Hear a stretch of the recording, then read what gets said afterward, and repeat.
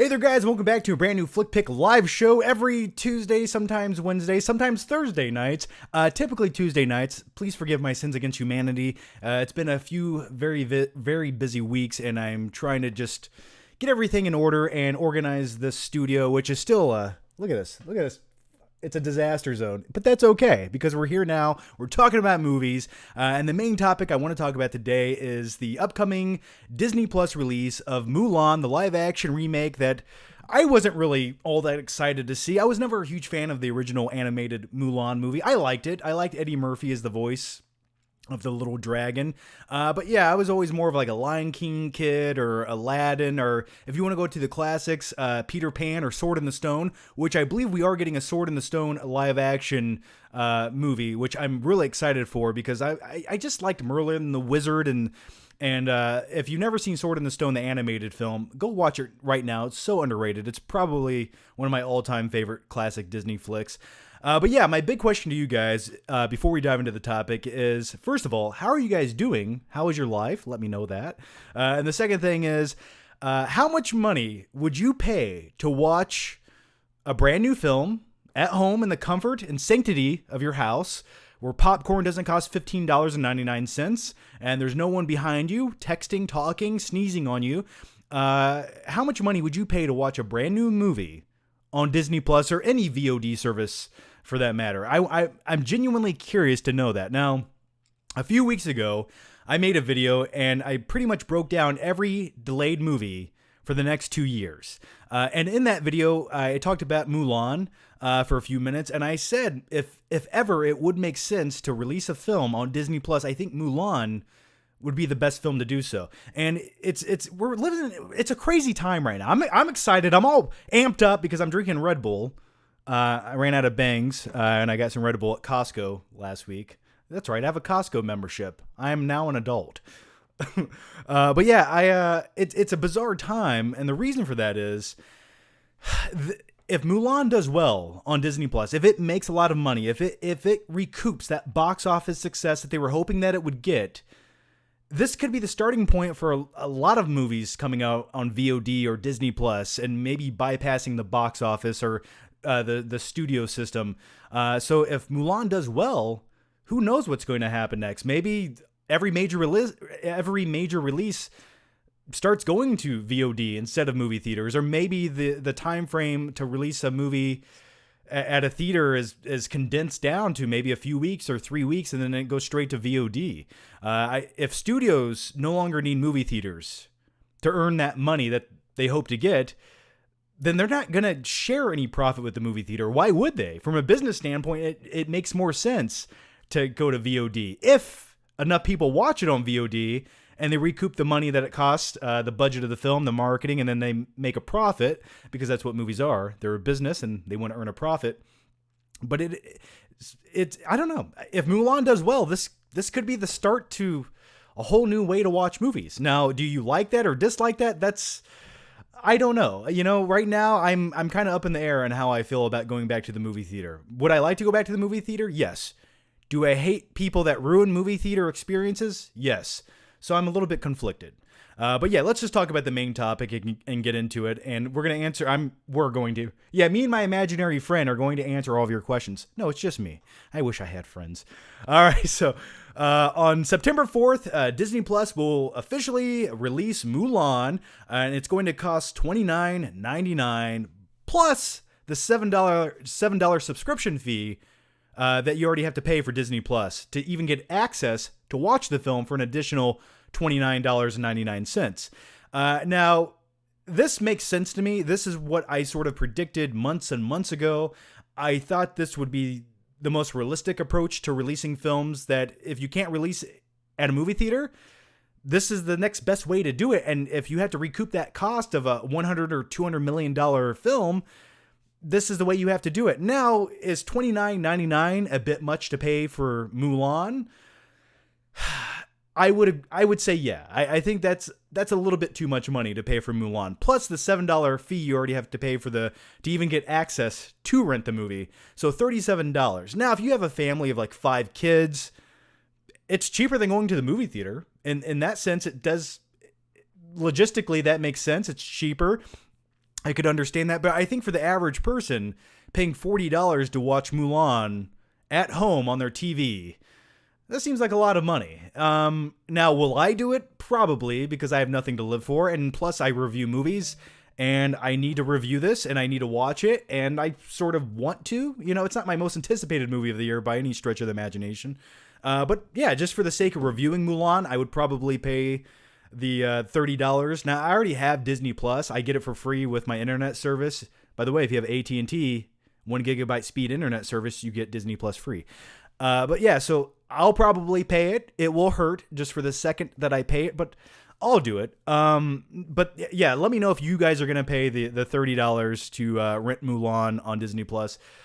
Also, the other debate that's being made is if you release a film straight to VOD, it is going to get pirated. It's just a fact. You're going to have a great digital copy that you can just rip, take, and upload to the internet for free. But you know, my logic with that has always been, if you're one of those people who are going to pirate a movie, you're always going to pirate a movie. It doesn't matter. There's still that demographic who always pirate a movie no matter what, typically. So you know, there's people who don't mind pirated movies that are shot on a handy cam from 1999 that's all shaky with someone's head in front of it. People watch movies like that because why? It's free. But I'm all about the quality. You know, if I can watch a good digital version of the film at home on my 65-inch OLED TV with my sound bar, once again in the comfort of my home, relaxed, maybe wearing pants, maybe not. I don't know. That's the freedom I have of watching movies at home. I'll do it. And if this was a better movie, like if this was a movie that I was truly excited about watching, like Tenet or Top Gun Maverick, I would probably pay more than $30. I might pay up to $50 to watch one of my most anticipated movies at home. Now, that's a lot of money, but once again, I'm a dude who likes movies. I talk about movies on YouTube, so for me, it would make sense.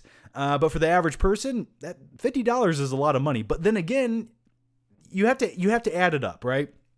If you're going to go to the movie theater, and depending on where you live, movie tickets usually cost $12 on average. You're going to have to get in your car, drive to the movie theater, pay $12, buy a popcorn for $10, buy a medium drink for another $5.75, but always get the medium. Always, you get a free refill on the medium. Typically, it makes sense. And then if you buy some Sour Patch Kids, that's another $5. And then you walk into the movie theater, you sit there, and there's people beside you. Maybe somebody in front of you is talking or texting on their phone.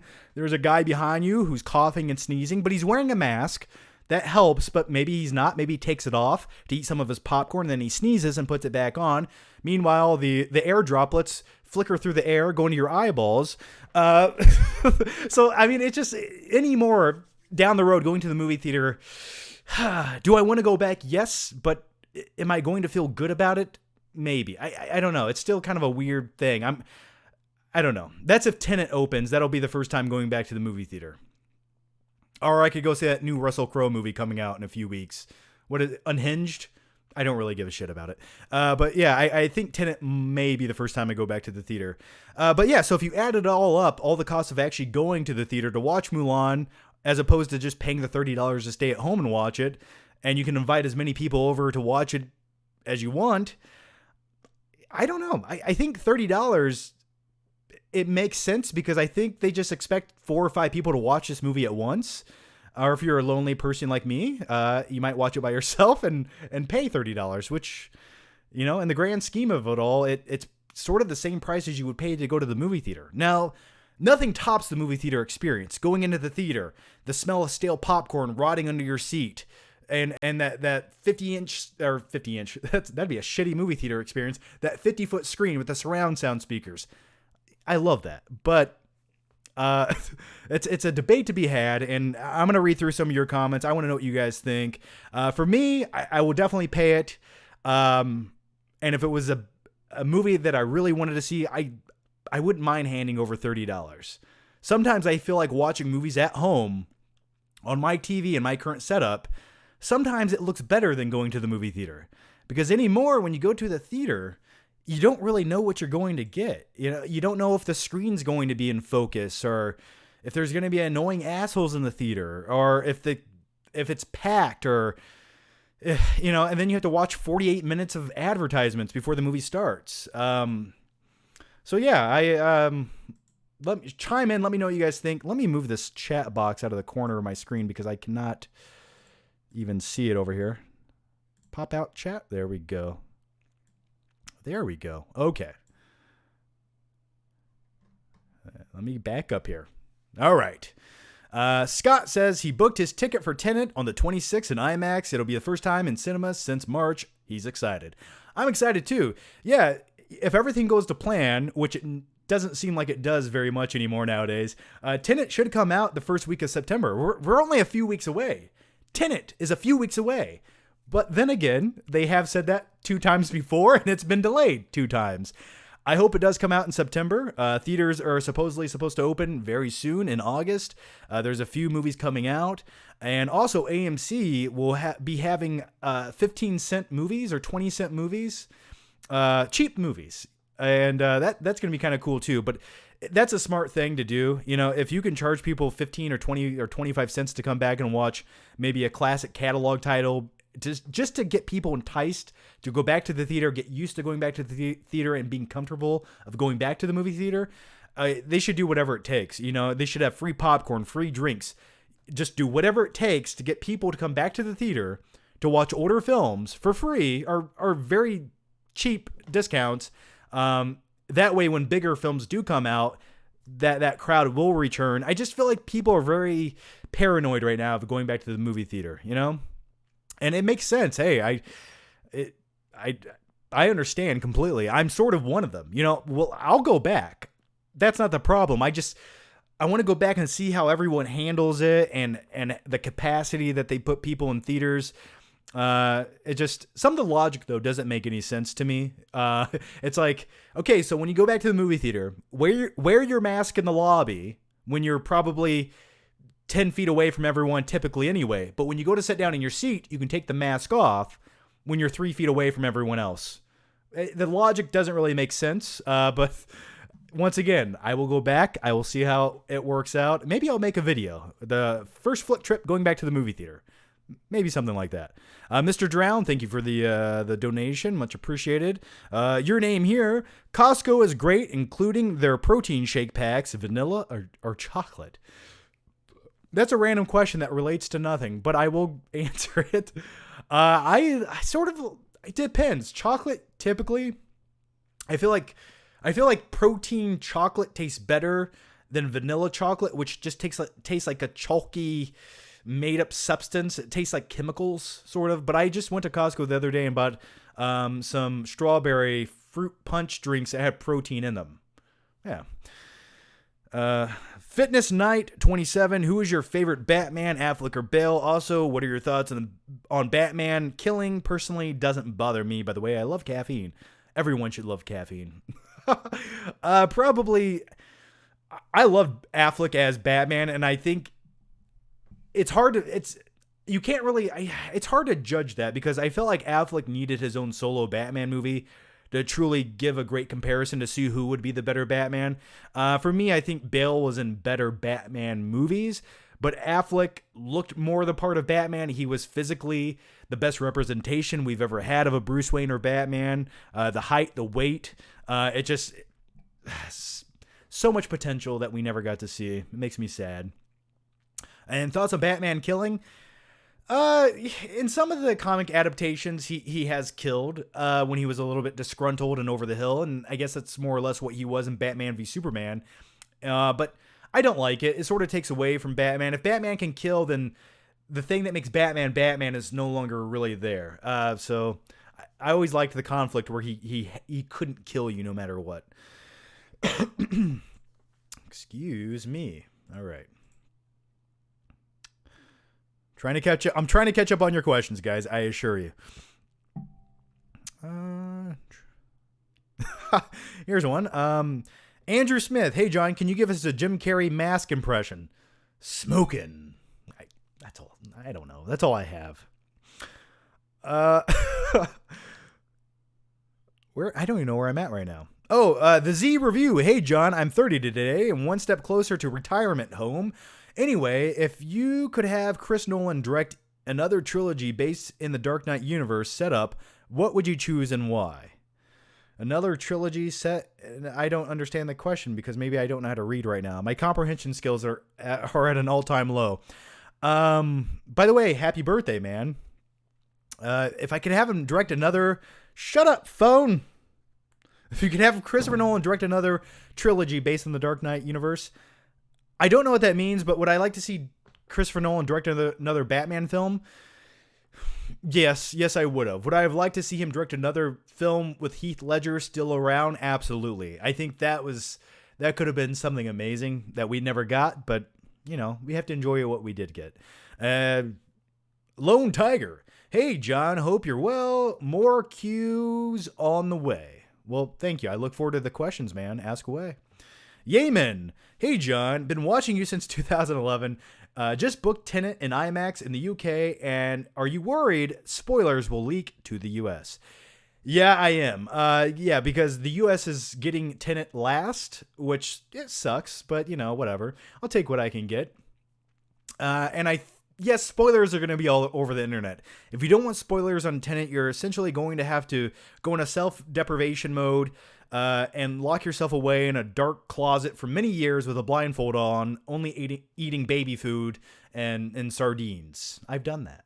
But yeah, I am a little bit worried about spoilers. I have a lot of theories and conspiracy theories on Tenet and the universe that it's set in and possibly how it functions as a movie, but I'm not going to release those just yet. But yeah, I'm a little bit concerned about spoilers, but I'll do my best to avoid the internet. So yeah, just avoid social media for a couple of weeks, guys.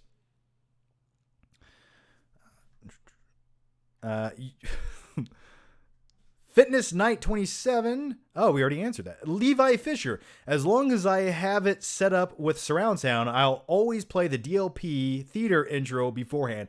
Always makes my nips hard. Laugh out loud. Mine too, my good sir. Mine too. Yes, there's nothing better than that DLP intro. You guys know what I'm talking about. Also, there's a few other intros that sound really sexy. They just sort of get you all hyped up to watch a movie at home. But that's definitely one of them. I like that deep bass sound that goes in and out. Absolutely. Tyson Sherborne, are there any other theaters open near you now? Love the vids. Well, thanks, man. Yeah, I don't know if there are any theaters open near me right now. And the reason I don't care is because there was no new movies to really watch at them. But over the next couple of weeks, I'm going to start checking to see what opens. Unhinged, I believe, is the first major release opening in theaters with Russell Crowe. Does anyone want to see that? I don't know. I'll probably go see it. What am I talking about? Like I have something better to do. Jeez. Yeah, I'll probably go see it. As of right now, I do not know of any theaters open near me, but I'm sure there are a few. I just have not been that enticed to go to the theater right now. I just haven't. Chess Giles, longtime viewer, by the way, your videos are great. Well, thanks, Chess. Much appreciated, man. Thank you. Andrew Smith, thoughts on Elm Street 4? I enjoy it. Okay, so Elm Street 1, 2 had the weird sexual undertones. 3 was Dream Warriors, and 4... Was 4 the one with the baby, the Freddy baby that was like born and then she's an adult? I forget what Night Stream. I forget part 4. I'm going to look it up though right now. 4. All right, let's see what Night Street. Where is it? Okay. Oh, the Dream Master. Yes, that's right. Okay. I vaguely remember this. I would have to see a clip from it. Part 4, 5 of Nightmare on Elm Street, kind of, maybe just 4. 5, wasn't 5 Freddy's Dead? Yeah, I sort of don't remember part 4. Is that the one where the giant, he turns into a giant like worm and starts eating the girl and sucking her into his mouth? Is that 4? I used to watch every single one of these as a kid growing up, and that's what's psychologically wrong with me. But, all right, the next one. Obed Orzaga, favorite Mexican food? Can't be tacos. Um, can't be tacos. The thing with Mexican food, I love Mexican food, but it's essentially the same four things blended together in different culminations. Like if you put Mexican food in a tortilla shell, it's a taco, but if you just lay it out, it's something else. But it's really just meat, lettuce, tomatoes, and cheese, more or less, isn't it? I don't know.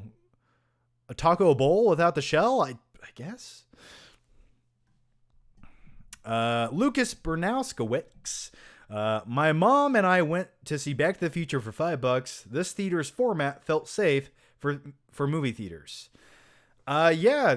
How was it? Did they separate people? Did they keep people at a distance? Did you have to wear a mask?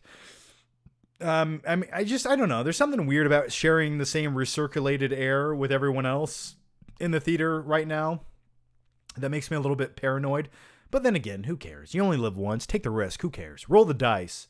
Let's go. Let's watch some movies. I'm ready. My thing is, if you can go to a restaurant right now, or you can go to Walmart, and you're surrounded by 500 other people, then what's the difference between that and watching a movie? I mean, really.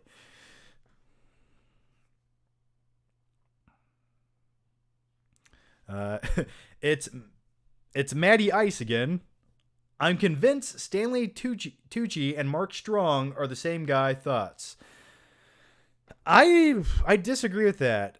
Mark Strong, though, why does he always have to play the most generic villain of all time in every movie he's in?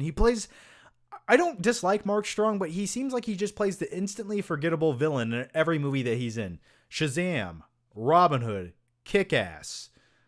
What else was he a villain? What else was Mark Strong a villain in? There's probably like 15 other movies I'm not thinking of. But that's how forgettable he is. I like Mark Strong. He instantly gives a forgettable performance to me. All right. B.S. Smith, Snyder Cut as a movie or miniseries? Well, if it comes out as a miniseries, it's just going to be the 3.5 hour cut split into 3 different parts. I mean, so that's up to you. I mean, I would prefer if it's just released at once so I can watch it, enjoy it, stop and go as I please. You can make it your own miniseries. Just every hour, stop watching the movie, go to bed, and then wake up the next day and watch it again. So to me, it's more or less the same difference. Jacob Juice. Jacob, I love your last name. And Jacob's also a longtime Patreon supporter, so thanks for joining, Jacob. Hey, John, I'm doing well. Thank you for asking. Well, I'm glad you're doing well. And glad I'm seeing you on a live chat. If you could choose a film that I could watch at home, it would be Halloween Kills. I have so many bad experiences of watching a horror film in cinema. Thank you, John. Yeah, Halloween Kills would be a good one to watch at home. And you are right, because when it comes to watching horror films in the cinema, typically it brings out like the worst type of people. Like it brings out a lot of respectable theater goers and people who enjoy cinema and the experience, but it also brings out a lot of shitheads and young kids sneaking into an R-rated film that shouldn't be there, and they're laughing and talking the whole time. It also brings in a lot of teenage girls who like to yell and scream and talk with their stupid friends the whole movie, which just drives me insane. I do remember one time we went to see the remake of Nightmare on Elm Street, which was just a terrible, terrible movie, which I really wanted to be good. But I remember there was like a group of people behind us, teenagers, and they were like eating popcorn like so obnoxiously that some of the kernels would like flicker forward in front of me and my friend. And I just remember like taking some of my popcorn and just going like this, and they all screamed and yelled at me, but it was necessary and needed. But yeah, you're right. Horror films do bring out some of the worst people in the cinema. So many talking and screaming, and like I also remember going to see what was it? Not one of the Ring movies. Not The Ring, something else. Maybe it was The Conjuring. I can't remember right now. Or was it The Grudge? I don't remember. But I just remember there was like a group of people in front of us talking and screaming at the slightest thing. They would just scream.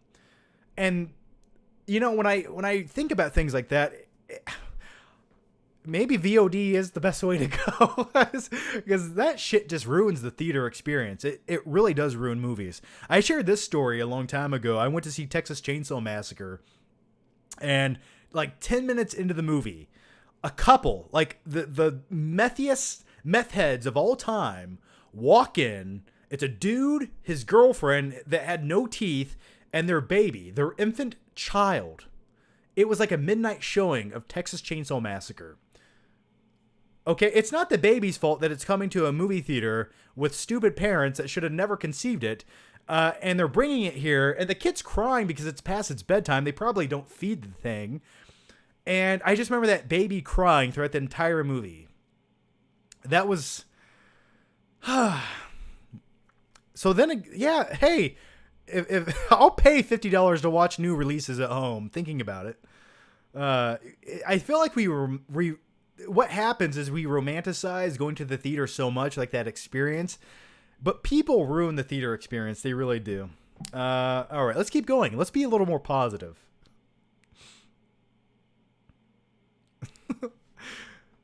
I don't know where I'm at right now. All right. Cool 12 12 12 12. Please tell me you've watched Sammo Hung's movies.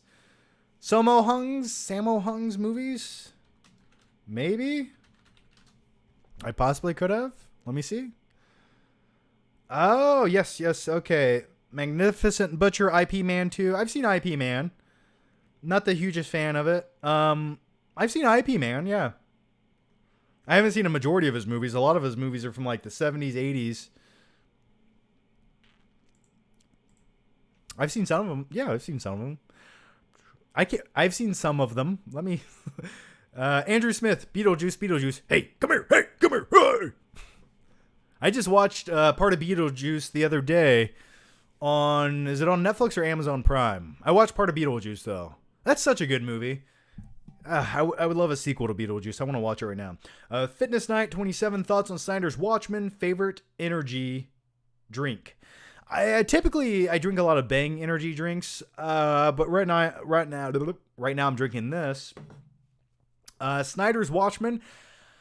Snyder's Watchmen is one of those movies, and the best comparison I can give to Watchmen is like Batman v Superman, right? There are moments in both films that are perfect. They're amazing. They capture that source material, the visual styles, the filmmaking. It's perfect. It's everything you want to see. But those are few and far between in each movie. Like each movie has like a solid 30 minutes of perfection. And if they just could have carried that out throughout that entire runtime of the movie, you would have had a masterpiece of a movie. But there's so many other moments in the movie that just feels like it drags, it doesn't belong, it's just tacked in, it feels convoluted. And that's the problem with some Snyder movies for me. But as a whole, I like Watchmen. The director's cut's long as shit. It's a long movie. Not all completely necessary, but I do like the rated R. I like how it goes for it. And the visuals look amazing. I mean, for years, before Snyder was ever attached to direct Batman v Superman, I always said I would like to see a Batman-inspired Snyder film. I've said that since probably 2010. And that was based on Watchmen because the visual style of it just looked like Gotham City. It looked like it would have been a Batman movie. So, yeah, I like Watchmen. I don't love it, but there's moments I like. And Dr. Manhattan just makes me feel really inferior as a man. I'll just say that. Okay. Lucas Bernowskowitz, best Breaking Bad, Better Call Saul villains. Oh, man.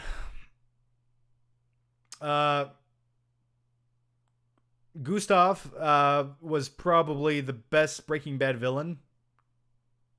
I like Mike, but he's not really a villain. He's sort of like the anti-hero good guy sometimes.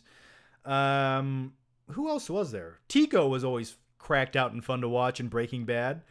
Better Call Saul shares some of the same villains.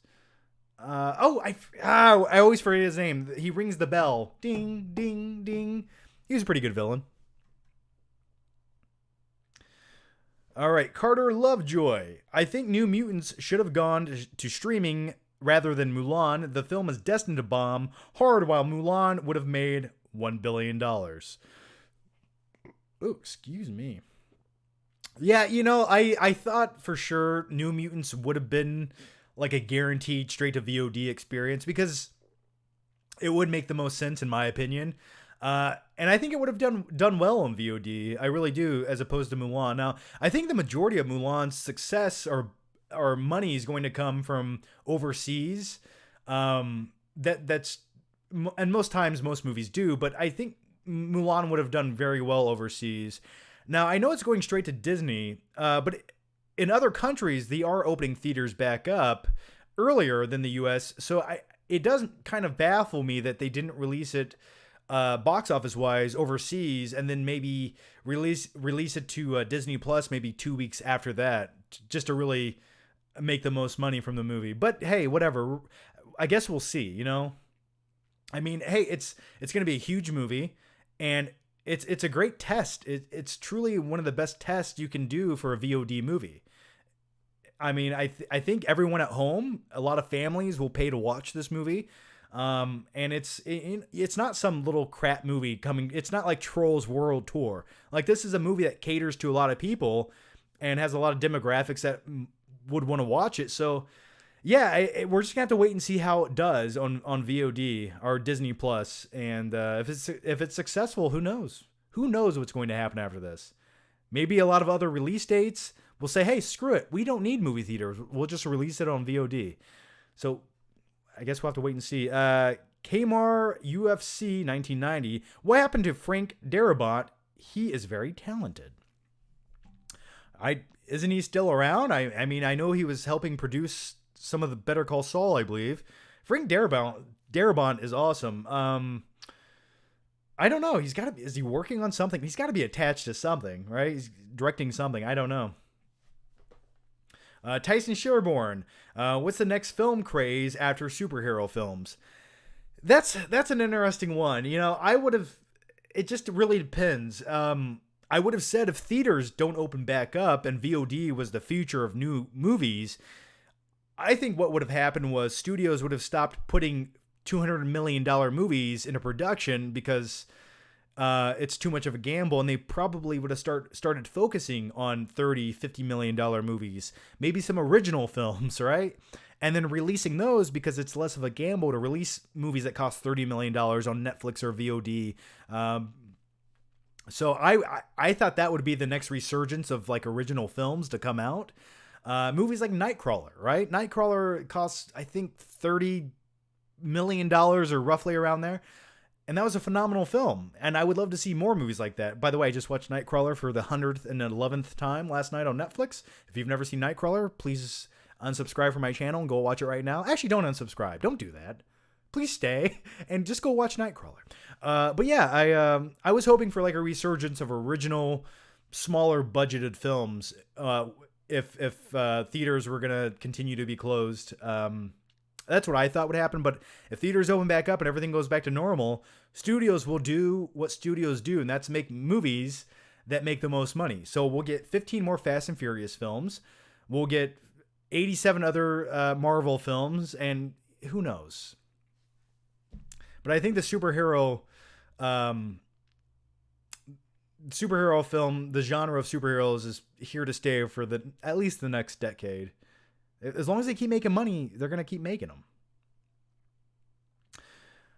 Yemen, give me two, y'all. Give me two, Utah. Give me two. I'm so hungry I could eat the ass end out of a dead rhino. Point Break, what a great movie. That was random, but who was your favorite scene in The Dark Knight? Mine was the convoy bat pod hit me scene. Love you, Jonathan. Well, I love you too. Yeah, come on, do it. Come on, hit me. Then he just turns and rams into the side of the car and falls over for no reason.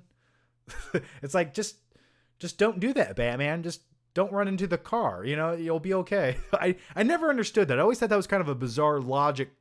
It made no sense from Batman in that scene. Maybe it did. For me, it didn't. But yes, the chase scene in The Dark Knight was always phenomenal. And the weird thing about that scene is there's no music, really. There's like almost no music during that entire sequence. And you know what I did randomly is I actually listened to the Batman Begins score, the Tumblr chase scene in that. And I remember one night I took the music and put it on top of the Dark Knight chase scene with the music, and it was okay. But I don't even know why I'm telling you that. But my favorite scene in the Dark Knight, the one I think when you're watching the movie that really sets the tone of that movie and got everyone truly invested and like you're like, oh, okay, this is going to be something different, was the pencil trick by Joker. It was right when that scene happened, and after, it was like, that set the precedent for what that movie was going to be. All right, the next one comes from Hector the Chill Guy. Hey, John, nice to see you back. Too bad we never got a rematch of Russell Crowe and Joaquin Phoenix. I could have liked to see them fight in the DC universe, but his character died already. Never got a rematch of Russell Crowe and... what are we talking about right now? What are we talking? Russell Crowe and Joaquin Phoenix were in The Gladiator together, and Russell Crowe dies. I would have liked to see them in the DC universe, but his character died already.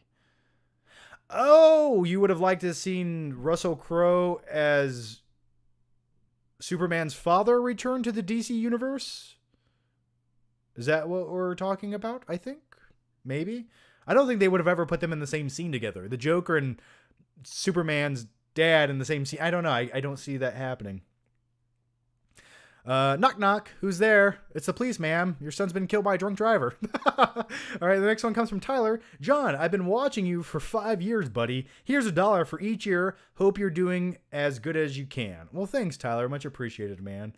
And thank you. And thank you to everyone who has given any Super Chat or Streamlabs donation.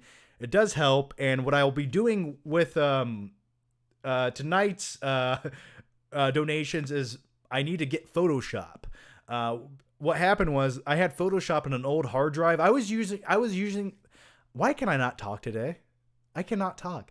I was using Photoshop from 2000. I was using the 2000 version of Photoshop since I started YouTube. I don't know why. I got it for free many years ago. One of my friends hacked it. He got it for me, and I just had it on a hard drive. And that hard drive finally just gave up and stopped working last week. So I haven't had Photoshop, and I can't make my thumbnails or any cool graphics lately. So yeah, I'm going to have to buy Photoshop, and it's not cheap. All right, let's keep going here.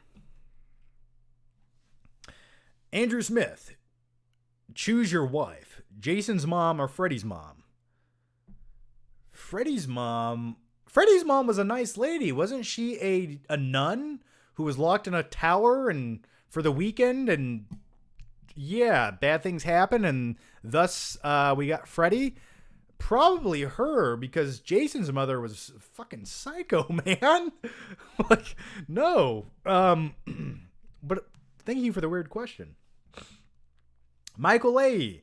Hey, John, did you hear that all of Scorsese's new movies and shows will be released by Apple? I did not hear that, but that is interesting.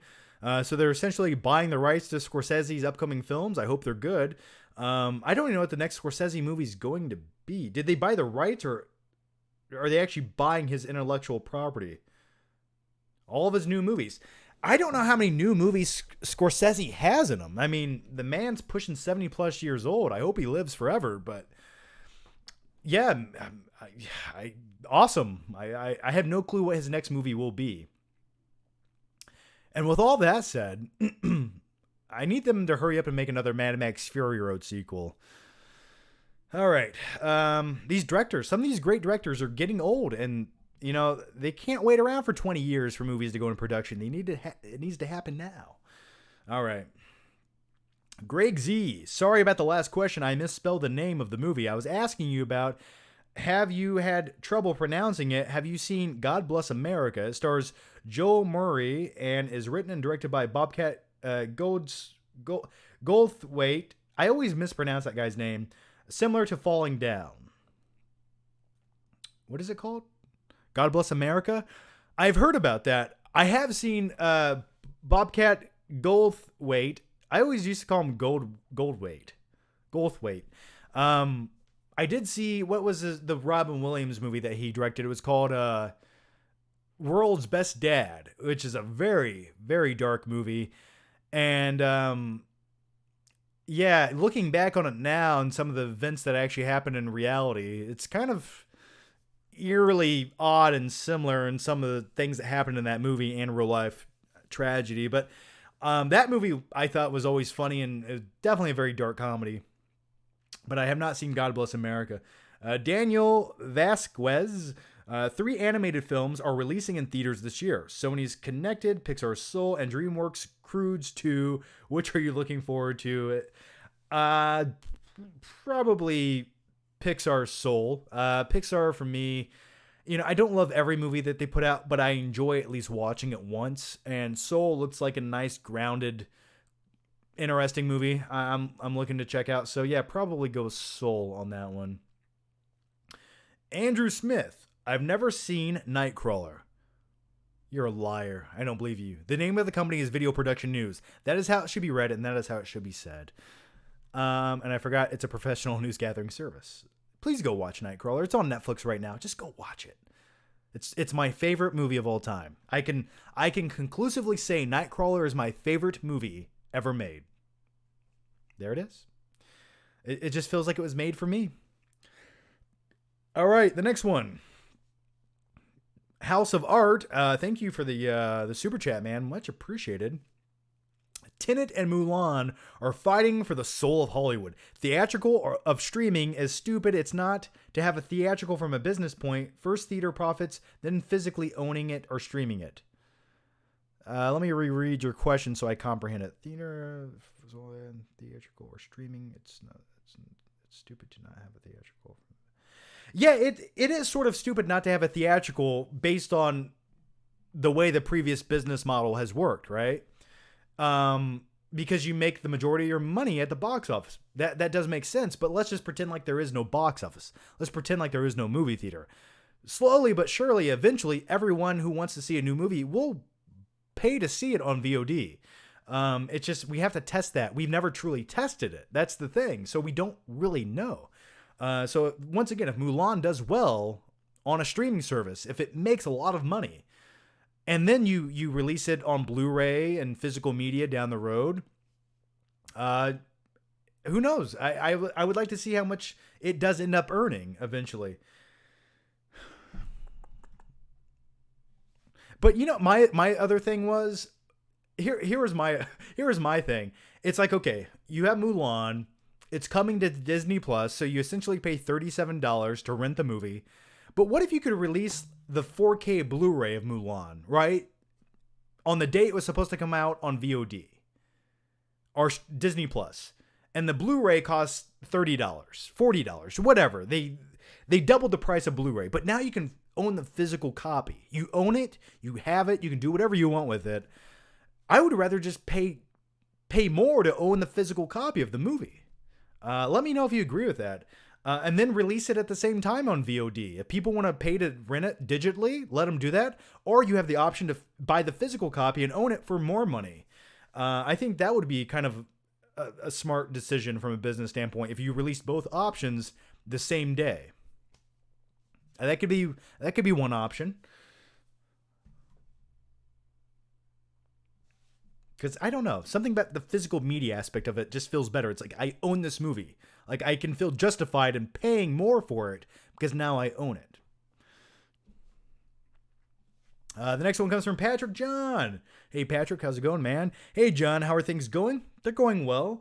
I'm probably leaving town tonight. It's my mom's birthday tomorrow, so I might go. Well, I am going to go see her and hang out, and yeah, but it's going well. Thank you for asking. Sorry I'm late. I just got the notification. I don't really have a question, but I'll ask this. What are some movies that you used to love but have since either grown out of or just seen too many flaws to enjoy anymore? It's a tough question because there are tons of movies that I have grown out of, and there's probably some 90s, 80s movies specifically that I used to really love, and then you go to watch them again on Netflix or Amazon Prime or whatever, and you realize, wow, I just don't feel like watching this movie any longer. It just doesn't quite have what it used to, and I'm scraping the surface of my brain right now, trying to think of a movie that I've come across recently that's done that. And let me look over my movies for a few minutes. I don't know. I don't know off the top of my head, man. I really don't. I'm trying to think. Because there was just something I went to watch the other day, and I was like, I don't like this as much as I used to. If it comes to me, I will answer the question. But off the top of my head, I don't remember. I can't remember. Lucas Bernowskowitz, in my opinion, Man of Steel is the most underrated comic book movie ever. I don't completely disagree with you on that. It does baffle me that people, yeah, for me, it could have been better, right? There was definitely room for improvement in Man of Steel, but overall, for me, it was the best Superman movie ever made. All right, you can compare it to any film. You can compare it to the Richard Donner movies. You can compare it to the Superman Returns movie, which just made me want to fall asleep in the movie theater every time I watched it. And for me, it was like the Superman movie I was the most entertained by. I actually felt something from it. When you had the score by Zimmer, and you had Superman just kicking ass in that movie, the General Zod fight at the end of the movie, people complain like there was too much destruction and things crashing. What do you think happens when two godlike alien people fight in a city? What do you think is going to happen? Shit gets broken. That's what happens. So for me, that was never a problem. I always enjoyed it. I thought it was a really good take on Superman. But once again, could they have maybe upped the saturation of the movie to give it a little bit more color because it's very desaturated looking? Yes. There's actually a YouTube video where someone does that. They recolor graded Man of Steel, and it just looks better. It's a little bit more vivid and easier to watch.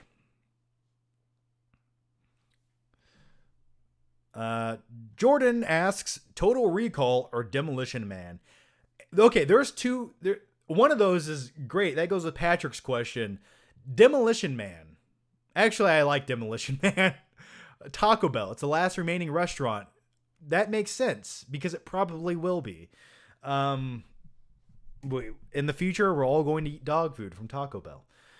I like Demolition. You know the thing about Demolition Man? It's sort of had a resurgence in recent years. It's like more people have noticed that movie and started appreciating it more than ever.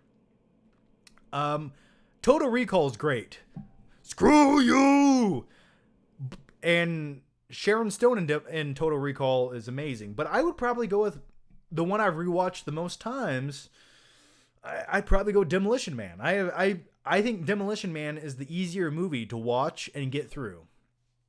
It's not the better movie, but going to Patrick's question earlier, one movie that I've sort of fallen out of love with would probably be Running Man. Speaking of Arnold movies, I like it, but I like the concept more than I like the execution of the movie. It just, after the first act of Running Man, I sort of just lose interest in it. All right. Jacob Watts, favorite superhero movie. Shout me out, bro. Jacob Watts, I love you. Yeah, that's your shout out, man. Me confessing my love to you. By the way, guys, I am answering all the super chats and everything. It looks like I'm 14 minutes behind you guys. So I'm catching up to all the questions as quickly as I can. And I like to give you guys substance with my answers. I don't like just to say yes or no. If you guys take the time and ask a question and you guys leave a super chat, I feel like it's the least I can do to give you the best answer possible. So I am going to answer all the questions, but that's how many questions behind I am right now. 10 minutes behind, but I'm getting there.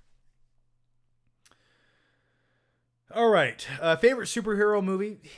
The Dark Knight. Come on. Jacob asks, I'm going to sleep now, John. Thank you for making the live streams and great videos. Be safe. Otherwise, you can't watch Tenet in theaters. Haha. Sorry, bad joke. My sincere apologies. Best, Jacob from Holland. Yeah, it does suck that I can't watch. By the way, fuck this microphone. It wants to do this. It wants to move, and it won't stay still. And there's this mic arm is a piece of shit because they designed it terribly, and it just, Why would you make a mic arm that just does this? It won't stay. What's happening? All right. I am sad I can't watch Tenet, but hey, if you live in another country, enjoy. Why are people putting so much faith in Zack Snyder for Justice League cut? In all honesty, he's never really made a great film. P.S. Message me on Patreon. I'll give you my Adobe account for Photoshop. I never really use it. Well, thanks, Patrick. And I might do that, man. Yeah, just send me a message right now with the info. I'll hop on that shit. But yeah, Zack Snyder, he's made some good movies, in my opinion. The thing is, like, 300 it wasn't as timeless as it could have been. It definitely feels like a product of like that 2007 overly stylized slow-mo effect movie. Dawn of the Dead, I liked. Yeah. The thing with Zack Snyder and the new Justice League movie, what's happening right now is people think we're getting that original cut that was on the cutting room floor for the last 4 years, and we're finally going to watch the Justice League movie that was always intended, and it's this amazing movie that the studio went back in and destroyed. And that's one way to look at it, but what's really happening is we are probably getting an additional amount of footage, like 30 plus minutes of footage, but a lot of decisions are sort of being made after the fact. And what I mean by that is, this version of Justice League we're going to watch on HBO Max when it finally comes out next year won't be that original intended version that we probably could have watched if Zack Snyder left and Joss Whedon never stepped in.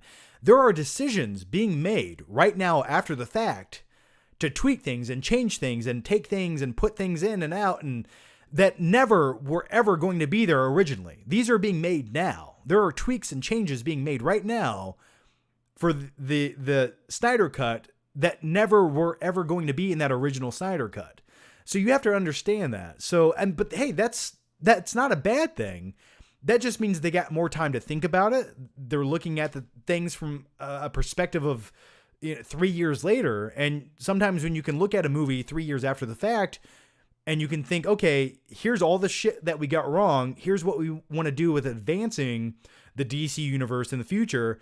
Let's change things now to give more room for growth of Aquaman sequels or Wonder Woman sequels or a Flash movie that they never would have thought of 3 years ago when they were making the Snyder cut of the movie. So a lot of people just think, oh, this is going to be exactly how it should have been 3 years ago. But once again, there are changes being made today on that movie that were never, ever originally going to be there. So... all right. I feel like we just talked about that way too long. Oh, Toasted Butter. Do you have any favorite politic movies? I like the Ides of March with Ryan Gosling and George Clooney. Also, The Campaign with Will Ferrell and Zach Galifianakis. I like both those movies. I do like political thriller films. The one with Clooney is a good one. It really does show how corrupt and seedy politicians and governments are. And The Campaign with Zach Galifianakis, I like when they're all sitting down at the dinner table and the kid is like, I went down at the end of the street and saw the biker man's old lady's titties, or something like something like that. It's the funniest line of the movie. That was a good one. Yeah, I like political thrillers. I like movies based on that. And once again, it does open up your eyes sometimes. It's just how shady stuff really is. I'm trying to think of like another political thriller. Let me see. Oh.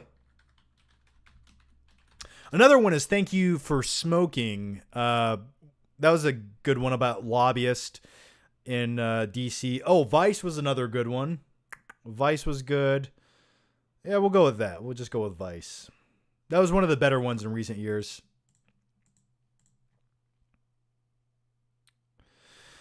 Andrew Smith, thoughts on starting a movie review channel? Thanks. Yeah, man. Hey, start it. Why would you wait? Why not? I mean, there's plenty of older movies to review, and with theaters opening back up, there's going to be new movies to review. So start your channel, just be unique, have a different viewpoint on movies, say something original.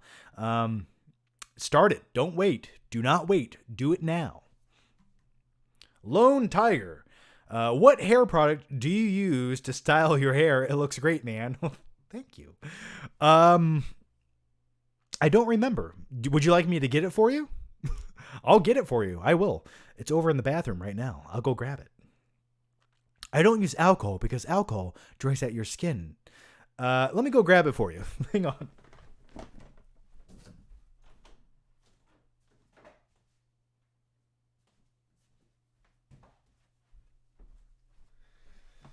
And I'm back. Yeah, I use this pomade stuff. It's called Mitch. It's Reformer right there.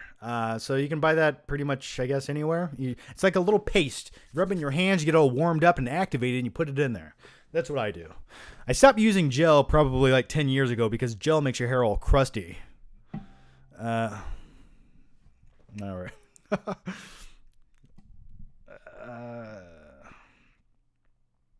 And the next one comes from Max Neugbauer.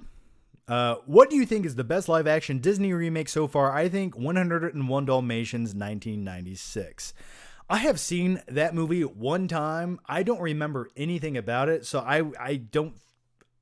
For me, I thought the Jungle Book remake by Jon Favreau was probably the best live action remake we've had so far, because here's why. The animated Jungle Book movie was never one of my favorites, and I actually think the live action movie, it tweaks things and changes things to make it almost a better story. And I liked the Jungle Book movie. I thought that was probably my favorite thus far. What is the worst, you ask? Well, even if you're not, I'll tell you. The Lion King. Adam Clace. Any bad 80s horror flicks you like? I gotta go with Reanimator. I used to own Reanimator on DVD, the green case. I don't know whatever happened to it. Bad 80s horror movies? Oh my God, where do you start with that? I don't know if people would, I classify it as a horror film. I would go with Maximum Overdrive, starring Emilio Estevez, directed by Stephen King himself. It's a terrible movie, but as a kid watching it, all these trucks come to life to try to kill people. It's so phenomenal. There's a pop machine that kills someone. A pop machine. It shoots out the sodas out of the thing.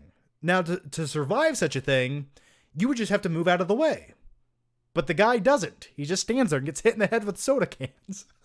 That's great. Not sure what to type here. Hey, John, have you ever seen Rocky 5 documentary called Rocky 5: The American Punch? It's a good story about the movie, how the movie actually ended the Cold War. Oh, Rocky 4. I'm sorry. Roman numerals. I always forget my Roman numerals. So I guess if it's Rocky 4, it would have to be the Cold War, right? I have not seen that, but I'm interested to now. I must break you.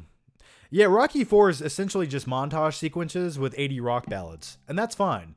But half the movie is just training montage sequences that last for 25 minutes. It's great. Lone Tiger. Top favorite MCU films. Mine are the Cap Trilogy, Avengers 1, 3, 4, Ant-Man, Iron Man, and Ragnarok. My favorite MCU movies are probably Infinity War, Endgame, and Thor Ragnarok. I would probably say those are my top 3 right now. Let News. Have you seen the movie Blind Fury? It's always been a guilty pleasure of mine. Blind Fury. Is Blind Fury the ping pong movie? Or no, that's Balls of Fury, isn't it? Tastes good. I've never seen Blind Fury. Never seen it. Came out in 1990. I don't think I've ever seen it. All right.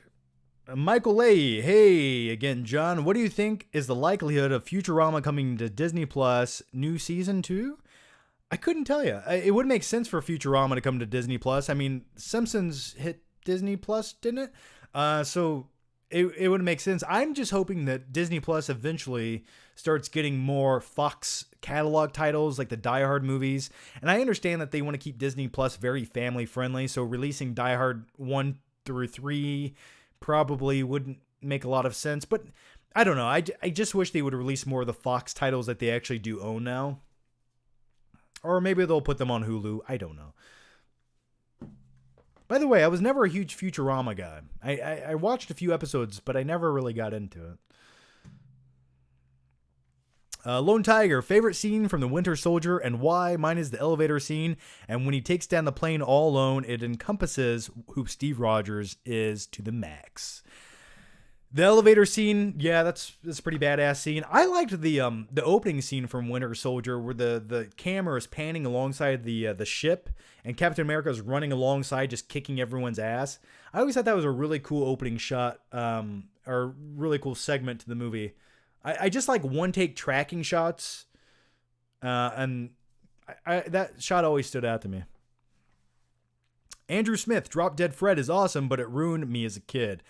Yeah, Drop Dead Fred is a weird, bizarre movie that kind of scared me as a kid, and it was scary. Like the mom was like evil, and they made mud pies in the backyard, which it was a weird movie. And Phoebe Cates, wow. Yeah, Drop Dead Fred. For many years, Drop Dead Fred was out of print, and the DVD was very valuable. I remember owning that. Now it's not worth quite as much, but yeah, I always liked Drop Dead Fred as a kid. It was just a bizarre, weird movie. Michael A. Hey, I already answered that. Lone Tiger. Oh, Lone Tiger. I can't believe I forgot when he jumps out of the plane without a parachute. That was pure awesome. Yes, indeed. I like that scene as well. Jason Dolan. The budget for Nightcrawler was $8.5 million. Why did I say $28 million earlier or something like that? If you search SAG's YouTube channel, you can find an hour-long interview with Gyllenhaal right after he wrapped filming Nightcrawler. So he looks exactly like Lou Bloom, the closest we may ever get to a sequel. Yeah. Yeah, so 8.5. Why did I say $30 million? Anyway, yeah, that just goes to show you that you can make a damn good movie under $10 million. They're saying that the new upcoming Wolfman movie with not Jake Gyllenhaal, Ryan Gosling will sort of have a Nightcrawler vibe to it, which gets me really, really excited.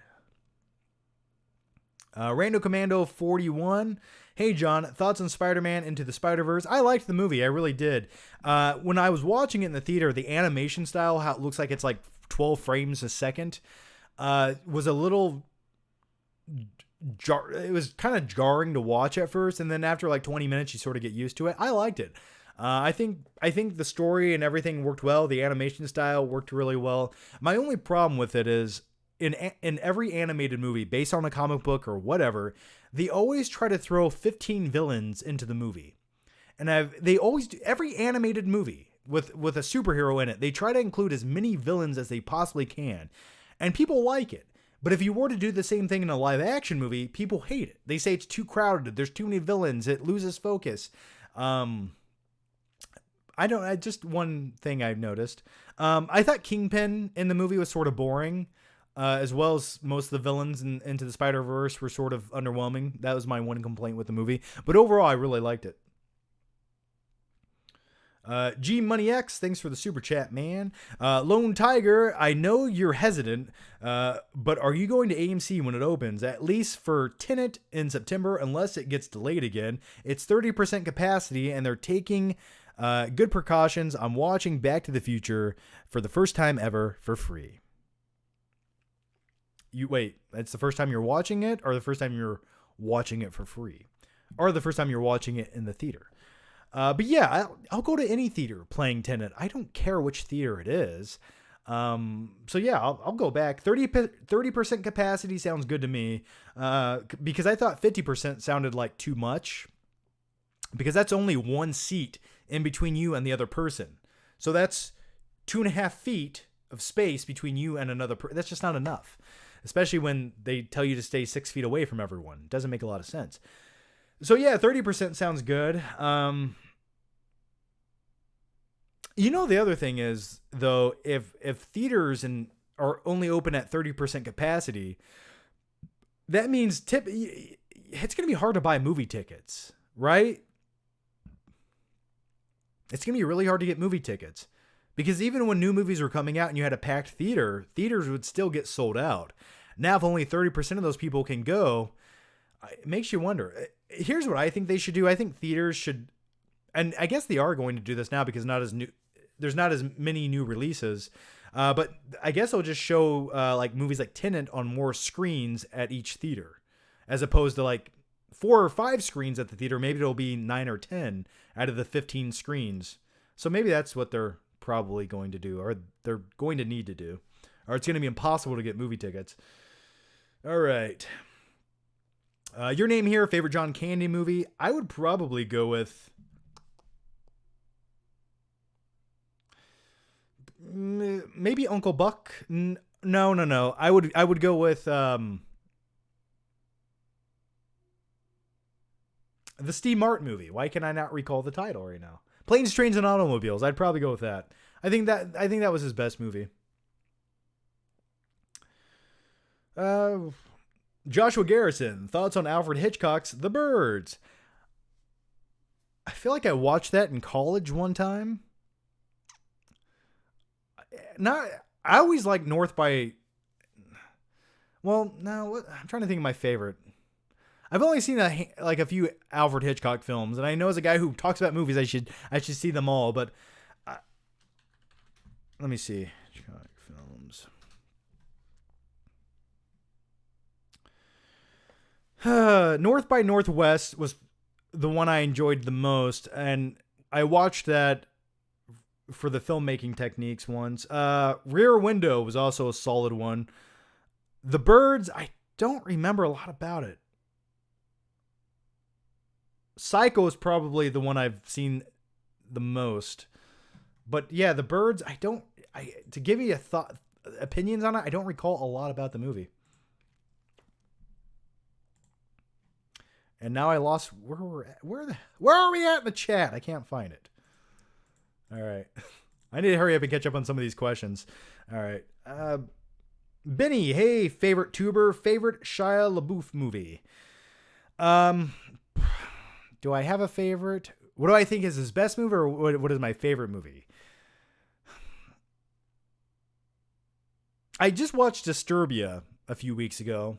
That's a good movie with Shia LaBeouf in it.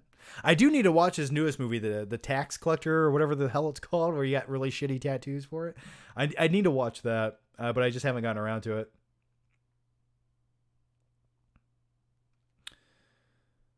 it. Grim Silo, you catch the trailer for The Devil at... Have you catch the trailer for The Devil at the Time? New Netflix trailer with Robert Pattinson, Tom Holland, and Jason Clarke coming out in September. I have not seen it. I have not seen the trailer for it yet. Forbidden Fruit. Have you seen Martin Scorsese's After Hours? It's great, dark comedy taking place in one night in New York City. Not a lot of people talk about it. I have not seen that, After Hours. I haven't seen it. And you're right, no one talks about it. Luke W. Thoughts on Wes Anderson's films? He is my favorite. I swear we get the same questions every live stream, and I answer them. If you go back and watch the last live stream, we talked about half these questions. But yeah, Wes Anderson, all of his movies feel like they have a warm color grading over the top of them. But if I had to pick one, probably, I don't know, Rushmore. Maybe Rushmore. He directed Bottle Rocket. I forgot he ever directed that. With Owen Wilson. That was like one of Owen Wilson's first ever movies. All right. Hector the Chill Guy. Sorry for the brain buster. I was just checking if the super chats were working. I have an issue with my iPad. What are your thoughts on Disney Plus stopping production on the live action Disney movies? I don't care. I don't know. What can we do about it? If they're going to stop production, then so be it. But a lot of other studios are picking production back up, so I don't know why Disney's stopping production right now. I don't know. I haven't researched it. I don't know anything about it. Andrew Smith, considering purchasing Batman and Robin in 4K. Love it. What's the best the movie's ever looked? We'll say that. I own it on 4K. It looks good on 4K, but it's still Batman and Robin on 4K. So, but hey, if you like Batman, you gotta buy them all, right? That was my motto. Daniel Haygood. Hey, John, I'd rather give you a bunch of money than Mulan. Well, thank you for that. And, yeah. Well, thank you. I like that motto. But you don't have to. Thank you just for watching the videos. Thank you. Thanks, Daniel. Andrew Smith, thanks for the super chat, man. Lone Tiger, favorite movie theater chain, and where do you usually watch advanced screenings? I'm a loyal AMC Stubbs Premiere member. Well, congratulations. Cinemark has always been my go-to for theater, for movie theaters. It's always been one of the nicest ones. Typically, when I see movie screenings, advanced screenings, I pretty much go wherever the marketing company's having the screening of the movie. So sometimes it's at a Regal, sometimes it's at Cinemark. It just really depends. It's usually never or an AMC. Yeah, so I've been to all of them. It just depends on wherever the company who handles the screening, they rent out a theater and that's where they have it. So it changes all the time. Now, sometimes they have them at shitty movie theaters, and those always sort of suck. The thing is, like, some Cinemarks are nicer than others, some AMCs are nicer than others, and some are old theaters that are AMC theaters, but the chairs suck, and it's just All right, Manny650, sup, John? Do you agree that Shia LaBeouf should be cast as Wolverine? Absolutely not. Who said that? Whoever said that, you should take their hand and smack it like that and say, no! No, I do not agree with that. Not now, not ever. Terrible casting decision. Just a fidgety little loudmouth Wolverine? Ugh. No. Tom Hardy should have been Wolverine. That's who he should have been. He should not have ever been Venom. He should have been Wolverine. All right. Jason Dolan. My theory is that The Lighthouse is a prequel to The Birds. Also, my favorite Hitchcock is Vertigo, which I first learned about while watching 12 Monkeys. Well, interesting. Yeah, Vertigo is another, like, there's so many Hitchcock films that I remember watching for I took a film class in college. I remember watching them, and this was back in 2007, and I don't recall a lot about them. But that's interesting. The Lighthouse is a prequel to The Birds. I need to look into that theory. Jason Dolan. Martin Scorsese, After Hours, is available on HBO Max. Well, I will watch it. I will watch that. Joshua Garrison. They had a poster up for Tenet at my local theater. That's pretty cool, man. Awesome. Yeah, I remember when I worked at a movie theater years ago, we used to we would get the one sheets, the movie posters in, and typically they would send you like 10 movie posters, but you only needed 3 or 4 of them. And I was really cool with the managers, and they'd usually say, "Hey, do you want one of these extra posters?" And I, of course, always took them. I remember when the Kick-Ass movie posters came out in 2010, I remember having like 5 Kick-Ass posters, and I loved the design of those movies or those posters. Patrick K sent the details on Patreon. Try it whenever you want. Tell me if it needs you to do anything like verifying. Yeah, thanks, Patrick, for that. I will definitely use the Photoshop. I definitely will. Even making a thumbnail for this video, this live stream, I had to make it in my video editing software. It's just like, what am I doing? So thanks, man. I'll check it out. Spider Monkey Mountain Dew. Hope you have enjoyed your time in Columbus. Favorite part so far? Don't forget to set up a P.O. box. Yeah, Columbus is great. I like the restaurants. I like how the city has one of everything. Actually, my favorite aspect of Columbus is we have an IKEA. And IKEA is a magical and mystical place where you can get lost for 10 hours just looking for the most random little shit that you don't want and don't need, but you buy to impress people that you don't like. But we actually went to IKEA the other day. We were there for 2 hours, and all we bought was a rug and a shelf. And now we need to go back because there's a whole bunch of other shit we need to buy. But yeah, I like IKEA. It's cool. And we have one in Columbus. And as far as a P.O. box, I will definitely get a P.O. box. I just don't want you guys to sneeze on the packages you send me, thus killing me eventually. So I'm just kidding. I will open it. I will get a P.O. box. And yeah, I want to open stuff from you guys and record it and make videos. It's always a blast. So I'll probably do that soon. Pab Logs. I can't read. I miss collabs with Chris. Greetings from Argentina. Keep up the good work. Yeah, me too, man. But, people just get busy and there's only so much time in the day. But thank you. And greetings to Argentina. Andrew Smith. Michael Keaton is the greatest actor of all time. He's definitely one of the most charismatic actors. And the thing is, that's what we're lacking nowadays with most actors. Like, we have actors these days, but they're not charismatic. They sort of just feel interchangeable and replaceable. Back in the 80s and the 90s, actors, they brought something unique to every role they were in. Only something they could do. Like Michael Keaton. No one can be Michael Keaton. No one can replace Michael Keaton. The performances that he gives or the charisma that he has. And Jeff Goldblum is another one. Arnold, Stallone, Pacino. They all have so much charisma where you could never just like replace them with another actor. And they are what made some of their roles so iconic. It wasn't necessarily the script or the dialogue. It's the way that they presented it. And for me, Keaton was one of those. Could you imagine anyone else as Beetlejuice besides Michael Keaton? Or Batman, the early versions of Batman? I couldn't. Hey, you want to get nuts? Let's get nuts. All right, the next one comes from, Joshua Garrison. Thank you for becoming a member. Yay! Joshua Garrison's now a member. Joseph Jackson. Hey, John, what are some of your favorite superhero movie action scenes, hand-to-hand combat, car chases, shootouts? We've actually talked about a few of those things already during this live stream. I said the chase sequence in The Dark Knight was really good. Also, I like the Imax sequence in The Dark Knight where Batman is in Tokyo and he glides across the skyscraper to the other one. I liked that. I'm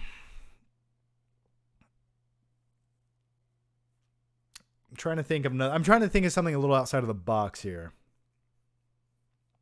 Oh, one of my favorite scenes was, and this is kind of a cliche answer, but when Cat picks up Thor's hammer in Endgame, that gave me the chills and the little bumps all over the place. That was one of my favorite scenes, and it's still like every time I watch that scene, it affects me the same way. And that's when something can still surprise you and shock you and give you all those same feels it did the first time over and over again. That's when you know it's perfect. Like they did a perfect job.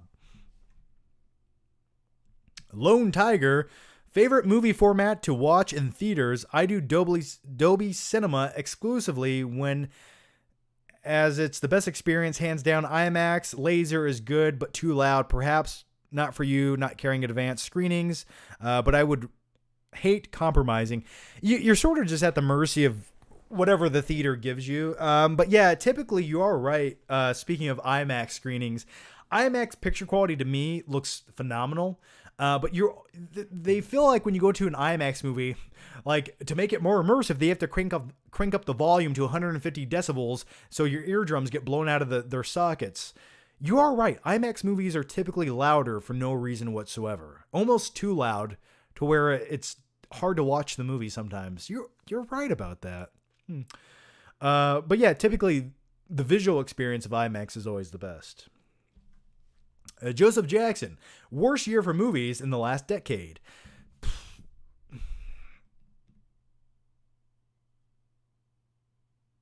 What year did R.I.P.D. come out? 2000.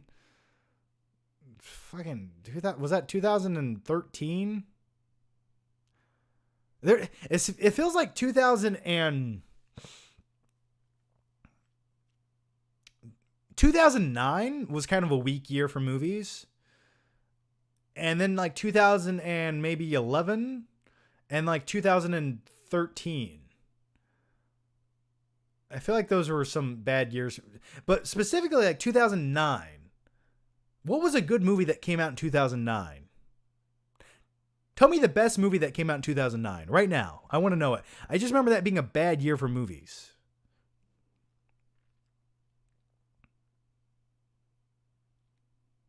Benny, I just finished The Last Dance on Netflix after you mentioned it in the last live stream. MJ was another breed at a beast. It inspired me. What do you think? Oh, I loved The Last Dance on Netflix. If you haven't watched it, even if you're not a huge basketball fan, it's such a great documentary. It's so fascinating to watch. It talks about the politics, and it just like when you watch Michael Jordan play in that documentary, it's just he's a god amongst men. It blows me away. So I highly recommend it. It's a great Netflix series to watch. I think I answered all of the questions. Oh, here's another one from Mark Wallace. Do you think comedy is a dead genre? Comedy movies these days are so forgettable, in my opinion. Well, yeah, they're forgettable because everyone's overly sensitive and everyone's offended by something. Do you want to know how you get your way in 2020? You say, I'm offended, and you get what you want. We have to, it's like we have to make movies to cater to everyone, to please everyone. And what happens when you do that is they get so washed down and bland and forgettable that they're no longer a movie. There's no backbone to them. So comedies, especially because any great comedy movie, it's going to offend someone. It has to. So if you're, rather than the people who get offended not watching the movie, now they watch the movie to get offended. So it's like, what are you doing? Yeah, comedy is a dying genre, unfortunately. It's sad, but hopefully it makes a resurgence. But then again, some of my favorite comedies of all time are from like the 90s and 80s. And even the early 2000s had some great comedy movies. Like one of my favorite comedy movies of the last 20 years was Superbad. Right? So, and I love me some dark comedies, especially like dark humor. Oh, I love it. I love that seedy stuff. Rob K says 2009 had Inglourious Bastards. You're right. It did have Inglourious Bastards, but what else did it have? Avatar, probably. Someone said Avatar. Okay. Yeah, I guess Avatar did come out in 2009. Yeah. I liked Avatar. I always think of Avatar as 2010 because I watched it. Well, I guess it came out in December of 2009. So yeah, you're right.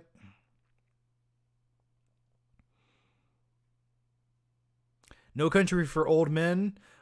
Oh, okay. How about this? This is a bad year for movies. What about 2007? I remember 2007 was sort of a weak year for movies. Someone said 2018 sucked. Yeah, you know another year of movies? 2016 was sort of a weak year. I remember struggling to find like a top 10 list for 2016. Like I can put movies in there that I liked, but did I really love them? It was one of those years that wasn't that great. Joseph Jackson, please tell us a spooky story.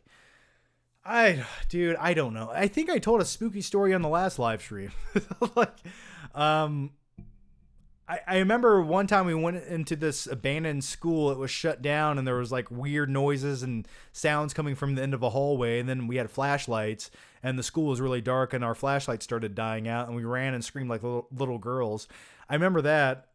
So I guess that would have been like 2004. Not the greatest story, but I'm doing my best. S. Panky. Hey, John, tried to send a donation through Streamlabs so YouTube didn't get their greedy little hands on it, but I'm not sure if it showed up. What is your favorite movie to watch to which the bad guy wins, gets away? Well, thank you for the very generous super chat, S. Panky. I don't know if it showed up in Streamlabs either. I'll double check. But thank you. Probably my favorite movie of all time. Nightcrawler. The bad guy, Louis Bloom, wins. But why does he win? Because he wants it more than anyone else. He's the wittiest guy in the room, and he was dedicated. And what does that tell you about life? That's a motto you should live by. That's a motto I live by. You don't have to follow the rules. Break the rules. Earn success. Get what you want. That's what you got to do. Do whatever it takes to get the perfect shot. And a friend is a gift you give yourself. Yeah, probably Nightcrawler because the bad guy does win. Also in Infinity War, Thanos wins. He wins. So I'm trying to think of another movie where the bad guy wins. I'd probably just go with Nightcrawler.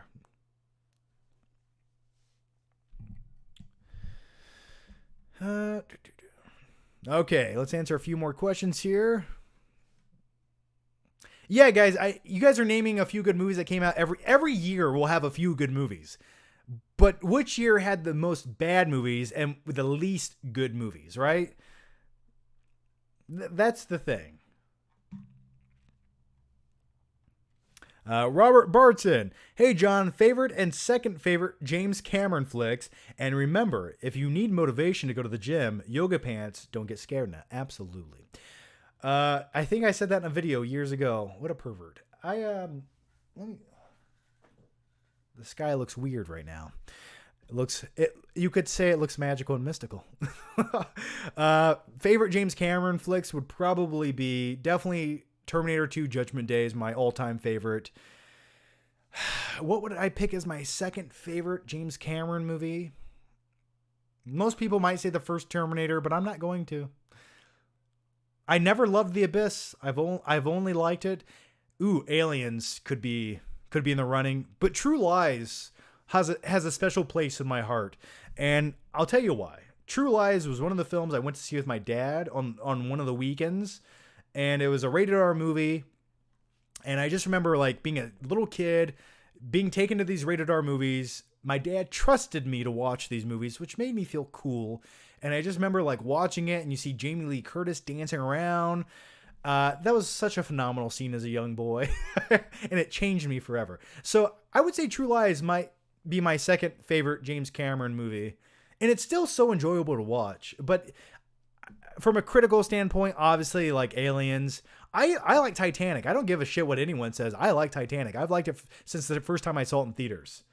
And when you watch Titanic from a technical standpoint, that movie still holds up to today. Like, I don't think they could make a better movie about the Titanic from a technical standpoint than James Cameron already did 20 plus years ago. Like, I don't feel like visually it would look any better than he already made it look. Joseph Jackson, any hopes and dreams for DC fandom next week? No, not really. I'll keep it real with you. Not really. Maybe they'll announce something cool in the works. But I don't really have any hopes or dreams. I just hope that they finally get their shit together and maybe announce like the release date of a Flash movie. And also we get our first, actually, you know what I want? I think it's been announced. Maybe it hasn't. Maybe it was a rumor, but I would love to see a teaser trailer for the upcoming Robert Pattinson Batman movie. Patrick John, Stranger Things isn't gonna pick up filming until September. These kids are going to look way too old by the time season 4 comes around. They already look too old for season 3. Am I the only one who cares about this stuff? It breaks the immersiveness of it. Immersion. You said immersion. I say immersiveness. I get what you're saying, but hey, here's what you can do. Maybe you can just tweak the story to, instead of being 1 year later, it can be 2 or 3 years later. Because those kids are only in middle school, right? Aren't they only in middle school? Maybe you can put them in high school by the next season. They can always tweak things as long as they don't, try to say they're still like 12 years old and they look 16 or 17 years old. I think they can tweak it to fit. Rando Commando 41. What's the most movies you've seen in one day? I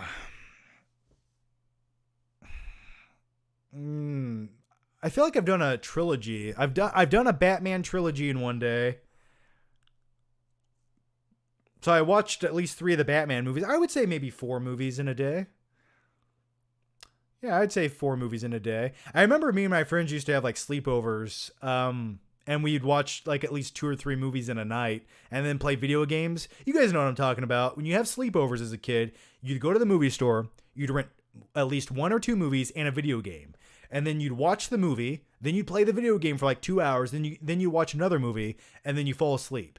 That's how sleepovers used to go. And by the way, speaking of that, I shared this on Twitter, but the last remaining Blockbuster in where is it, Oregon, is having you can rent it for a sleepover. So you can sleep in Blockbuster. They have it all set up, and it looks very 90s nostalgia. And please, if anyone books the Blockbuster Airbnb experience, because you have to live in the same county where the Blockbuster is located, but if you do book it, you invite me. I will be there. I will be there, and we will have a sleepover together. I don't care how weird that sounds, but I'll be there. Okay? So please. All right. And we'll stay up all night playing Zombies Ate My Neighbors. All right. Harry Oxley. I'd pay a lot of money to see a Home Alone reboot with Keanu Reeves as Kevin. I would too. Yeah, I would too. Oh, that's what a weird thought. Okay. I'd rather have Nicolas Cage.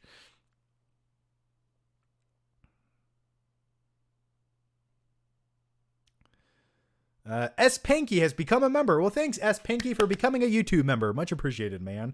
And by the way, if you guys do become a YouTube member, and you join the one perk on there, you guys can join me for member-only Q&A videos. So it's just, you guys can ask as many questions as you want, and I answer them. Also, I do podcasts for members as well. So yeah, check that out if you want to. If not, it's okay.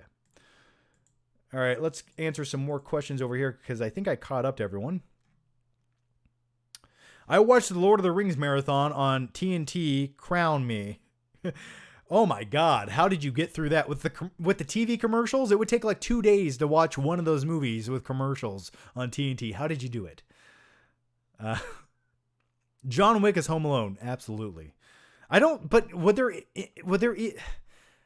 the guys trying to break into his house would have to be really skilled. You couldn't have Marvin Harry any longer. Like, you don't need Christmas bulbs when you have hand-to-hand combat skills with a pistol. But then again, if they made another John Wick movie, see, let me go off on a tangent here. My biggest problem with the John Wick movies lately is they're too convoluted for their own good. I think simple is always better. And if they did make a Home Alone style John Wick movie where John Wick is stuck in one place for the entire movie and he has to protect it and keep, the bad guys out of it, that could make for a really cool movie. I think that'd be much more fascinating to me. Joseph Jackson, please do a Clint Eastwood impression. Yeah, get off my lawn. Shut the fuck up. All right. What are your thoughts on Rocky V? I don't think it's that bad. I do. It's an atrocious abomination against humanity. Tommy Gunn is the villain, where they have a street fight at the end of the movie, and then you have Rocky's kid, and he's like hanging out in the movie trying to be a badass, and he has like that little earring dangling out of his ear. It's such a product of the early 90s. It's just, like, I like the thought of Rocky losing everything and living back in like a small house in Philadelphia, but like, that should have been like the first half of the movie. Then he should have redeemed himself and then got back into the action rather than training Tommy. Like, just bad. Just bad.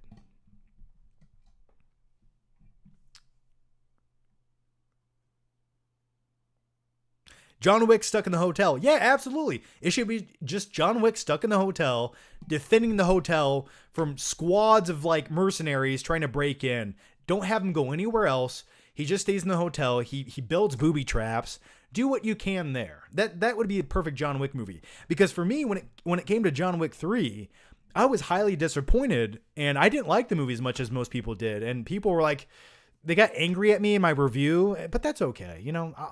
I'm always going to give my honest opinion. But the thing, what I thought John Wick 3 was going to be, based on John Wick 2 and the way that it left off, was I thought John Wick 3 would be sort of like Keanu Reeves in the city trying to survive. Like, just give me that movie. I don't need him going to the desert with Halle Berry and all this other shit. I sort of wanted almost like an Escape from New York vibe with John Wick. I thought that's what we were getting, and then it didn't go that route, which was disappointing. John, say my name, please. Jonathan Tucker. Did you like that? All right, this one comes from Azim the Dream Reviews. John, why does Stuckman always release a new review before the movie comes out? He says every opinion matter, but feels like his opinion influences everybody. Why does Stuckman always release a new review before the movie comes out? He says every opinion matters, but feels like his opinion. I don't know. I mean, if you get early screenings to a movie, typically you're going to see the movie before everyone else. Thus, you can release your video before the official release date of the movie. So that's why I guess as far as opinions influencing others, if you don't want to be influenced by someone else's opinion, don't watch a review. Just go see the movie for yourself. That's why for many years people always get mad at me because I'm never the first guy to release a review on YouTube. Never. But that's because when I go to watch a new movie, I like to think about it for a day. Like I let it resonate, and then I shoot my review so I can get my real thoughts rather than changing my mind in 2 days. Joseph Jackson, do you park your car backwards or do you park your car forwards or backwards in parking lots? I always park forward. I always just pull into a parking spot. People who back into a parking spot, I don't understand you. What are you doing? Why? Any time that you're leaving, you're wasting pulling into the spot. It's never made any sense to me. And plus, when you pull into a parking spot and you back in, like if you load up your car with groceries or anything else that you buy, you have to go behind your car. Then there's another car behind you. So when you open your car, it's like it shit's in the way. It doesn't make any sense. Thank you for asking that question because I wanted to rant about that. Natural Revolution. I can't read. Hey, John, just got to say I love you, man. Well, I love you too, and thank you.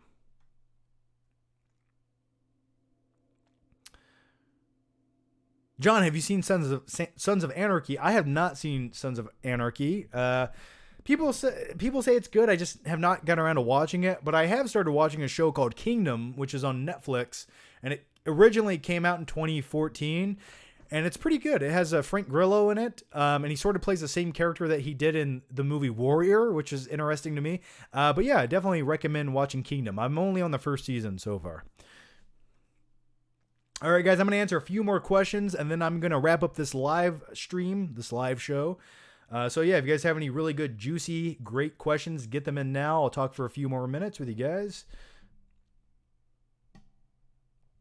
Lone Tiger, some of my Streamlab questions don't show up, like the director's creativity question I asked.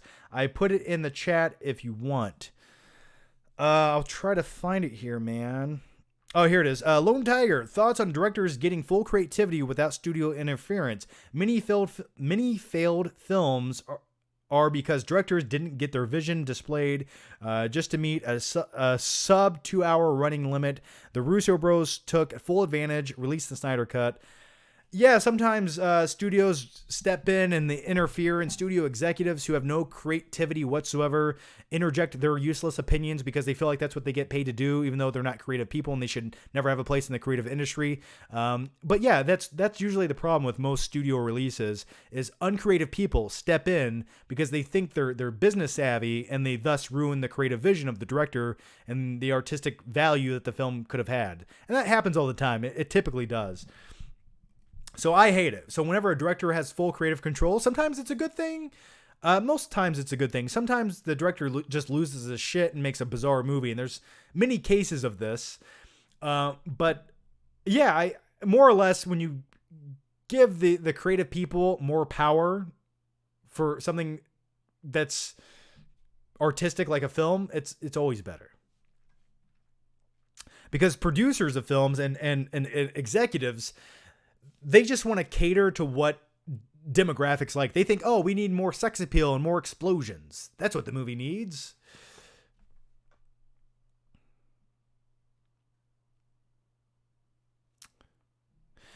Andrew Smith says, for some reason, my parents bought me the Freddy Krueger DVD collection when I was roughly 10, but thankfully it turned out to be my all-time favorite. Well, that's good. Yeah, you know, the thing is, I've always noticed like parents who don't baby their kids and they sort of expose them to things at an early age, depending on what it is. It's just, I feel like those people turn out to be a little bit more well-rounded and less sensitive to everything. And, you know, maybe that's like, I'm not sensitive to anything. You could not offend me. And that's because I guess I started watching rated R movies when I was 8 years old or maybe 7 years old. I don't remember.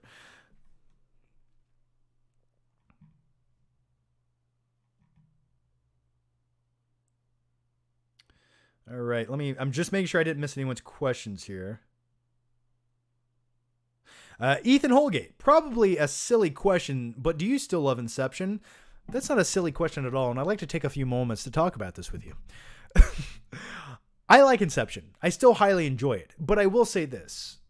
Over the years, Inception has lost just a little bit of something each time I watch it. I still think it's a masterpiece of a movie, but it's one of those films that when you watch it over and over and you start picking it apart, it does lose a little something, and it brings up more questions than it gives answers to. It's definitely one of those movies where if you don't think about it too much, it's a perfect film, right? But I don't love Inception as much as maybe I did in 2010 or 11. I still enjoy it, but yeah, it definitely has lost a little something over rewatching it. And I rewatched it a few years ago with a friend that you guys probably know on YouTube, and we both sort of agreed that it just feels like it lost something, and we couldn't pinpoint exactly what it was.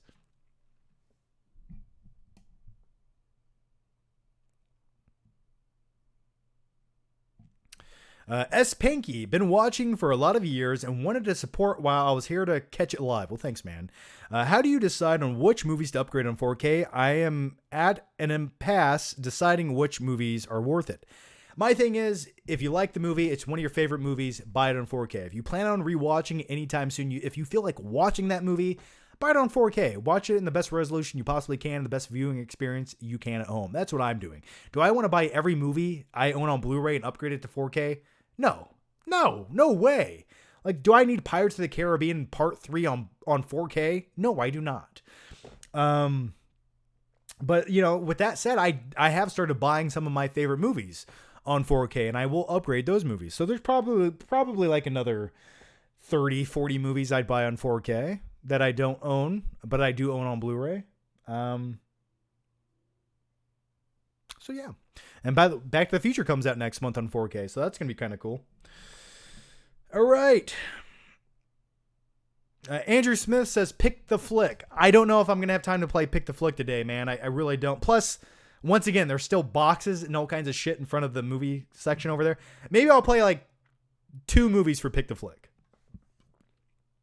All right. Patrick John says, what are your thoughts on Lana Rodowski's, why can I not read, films? There's, where did it go?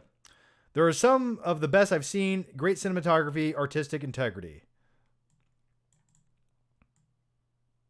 Hang on. I wish you would have gave me one of your favorites of hers. Now I gotta... I'll look her up. Let's see.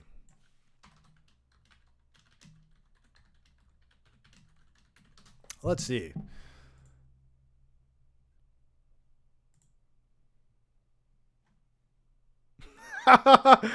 Don't look up Lena Rhoades films on Google. Don't do that. All right, let's thank you for the question, Patrick. I'll get to it in the Q&A for Patreon for you. Because I can't think of any of her films off the top of my head, man. Joseph Jackson, how was your day? My day was good, Joseph. How was your day? Very busy day. Actually, I have to drive 2 hours right after this to go to my parents' house. So, trying to conserve the energy right now. Okay. Azim the Dream Reviews. John, did you watch the Jurassic World Camp Critiquio Us trailer? As well as heard of any Jurassic World Dominion news that intrigued you and got you more excited? Jurassic World Dominion, trying to think, have they really put out much news lately about the movie? I know they started production back up, right? But I haven't really kept up with the movie right now. I'm excited to see it, man. The thing that gets me most excited about the new Jurassic Park flick is just the original cast members coming back. That's what gets me most excited because once again, they have charisma. Like they'll have a screen presence about them. And that's what I'm looking forward to. I want to see Jeff Goldblum ride a dinosaur. That's just make him ride a dinosaur. Michael G. Requests Stallone as Batman reacts to finding Robin's corpse after Joker killed him and act. Robin,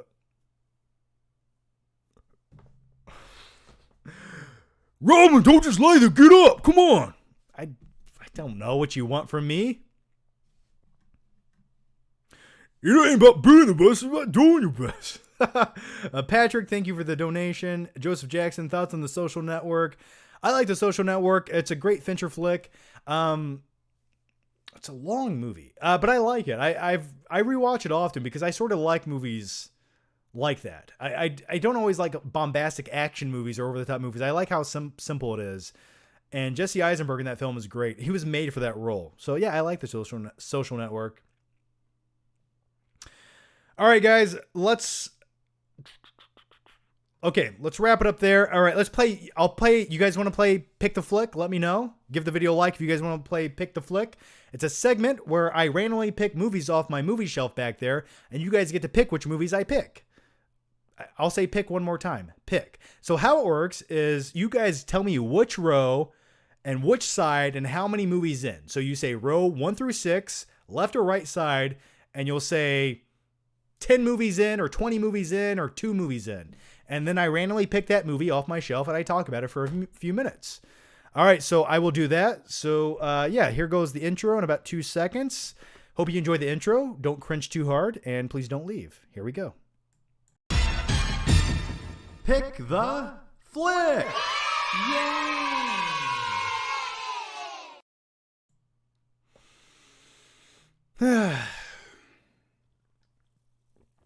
Okay, so let's play. All right, so we haven't done this in a few weeks. So let me turn the I'm sorry, it's a fucking mess. All right, so there's the movie shelf over there. So what you guys need to do is tell me how many movies, or which row, which side, and how many movies in, and I will pick that movie randomly. So let me know. And by the way, as you guys do that,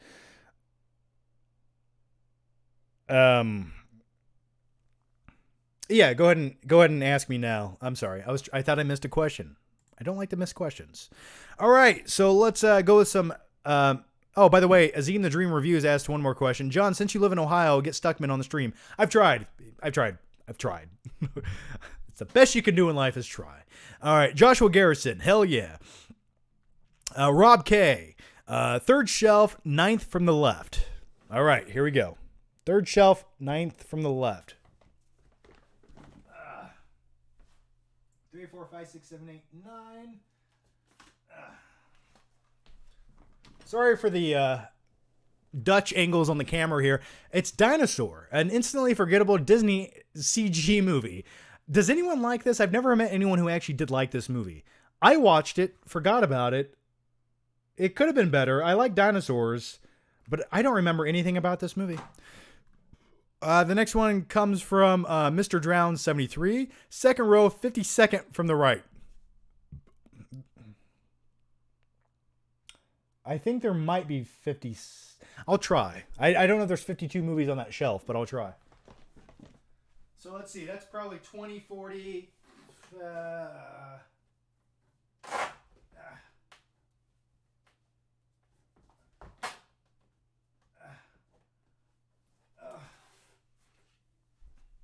This could be 52. I'm not sure. I tried to quickly add.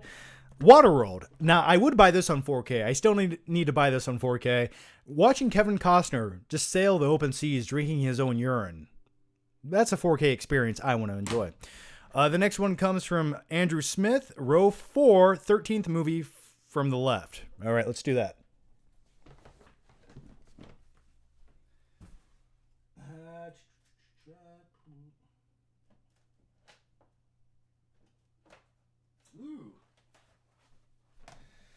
All right. I'm going to make this the last movie for Pick the Flick, guys, because I do have to get going. I have a 2.5 hour drive ahead of me tonight, and I still need to buy my mom something for her birthday, which is like tomorrow. So what should I get my mom for her birthday? Maybe I'll get her this. It's Equilibrium, the Steelbook.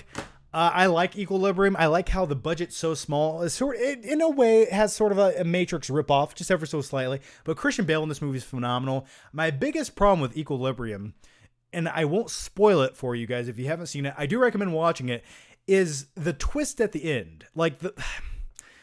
It's hard to buy that a little kid could do something that Christian Bale as an adult couldn't. That was my only problem with the movie. All right, so that concludes Pick the Flick, guys. I hope you enjoyed it. I know I did. All right, the next one comes from Daniel Haygood. Random coordinates, the fourth row from the floor, middle column, and 5 movies in from the left. All right. Thank you, Daniel. And since you gave me a nice super chat there, I will do one more but no more Pick the Flick. Don't ask me to pick any more. Which one was this? The 5th from the bottom? Okay, I'll do that. Here we go. There are no movies on the bottom, actually. So I'll go to this row here. Oh, no. Okay. This will be the last one. It's this. Yay. My biggest regret in life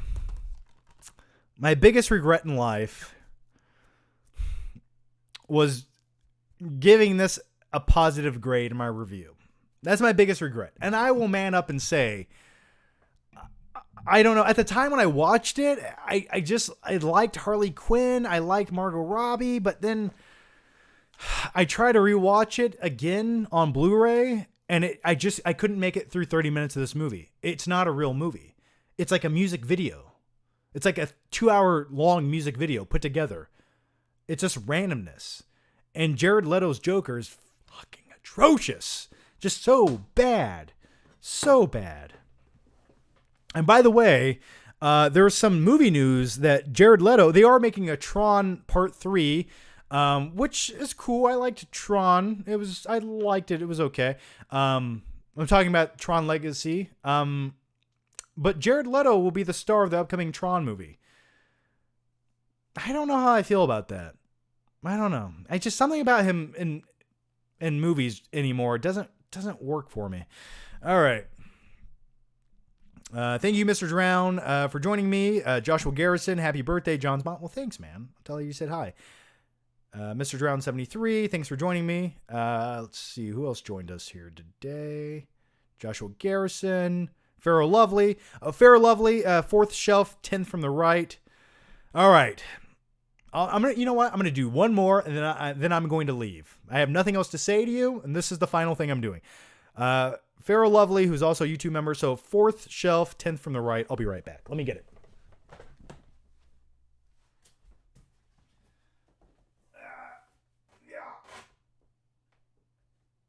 What is it? 10th?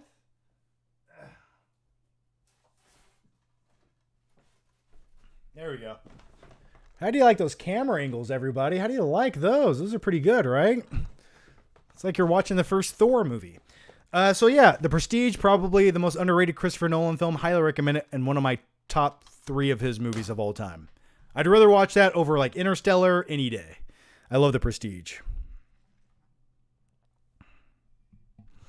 Daniel Haygood, you're a nice guy, John. Suicide Squad was fun one time without thinking about it. Get mama something nice. Thanks, man. I will.